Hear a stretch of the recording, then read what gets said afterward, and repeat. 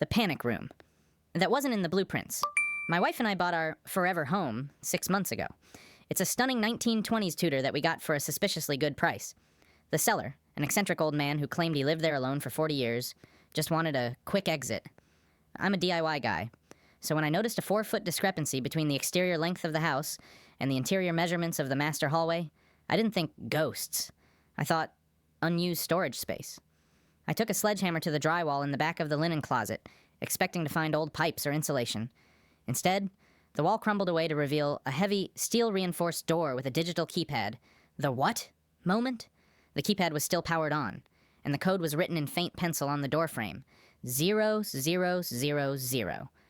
I pushed the door open, expecting a dusty cellar. Instead, I walked into a high-tech monitoring station. There were 6 flat-screen monitors, all black, and a row of high-capacity servers humming in the corner. But it wasn't a home office.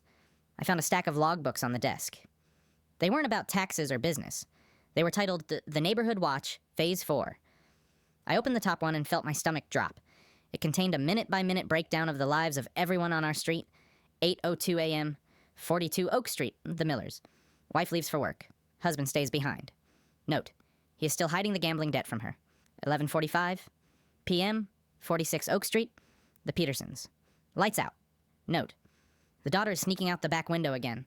I have the footage stored on server 3. The eccentric old man wasn't a hermit. He was a blackmailer. This panic room was the nerve center for a massive, multi-decade extortion ring. He had pinhole cameras installed in the streetlights, the mailboxes, and, I realized with a cold shiver, inside the houses. I turned on the monitors. Most of the feeds were dead, but one flickered to life. It was a crystal clear view of my own living room. I watched my wife sitting on the sofa, reading a book. Then, the camera panned. It wasn't a stationary camera. Someone was controlling it.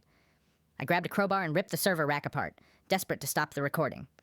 Hidden behind the servers was a small, crawl-space-sized tunnel. I crawled in with a flashlight, my heart hammering.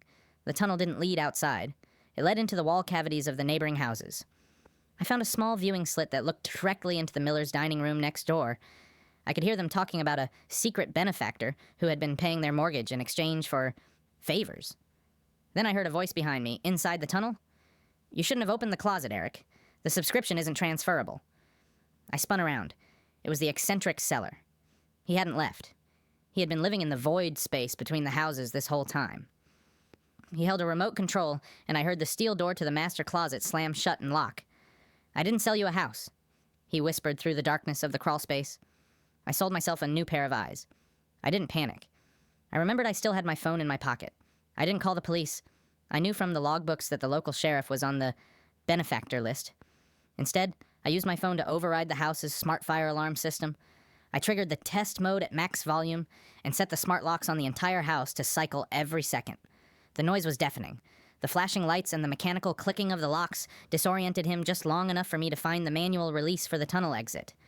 I burst out into the backyard and ran to the one neighbor the logbook said was untrackable, a retired hacker who lived in a literal Faraday cage of a house. We didn't just call the cops. We uploaded the entire Phase 4 server to a public leak site. By the time the sun came up, the eccentric man was gone. But the neighborhood watch was exposed. Half the town council resigned. And the sheriff retired overnight. People in the comments say, I should have kept the room and used the info to get rich, but they didn't see the look in that man's eyes. He didn't want money. He wanted to own people's secrets. We're selling the house next week. The new blueprints? They're for a wide-open ranch style. No closets, no voids, no secrets.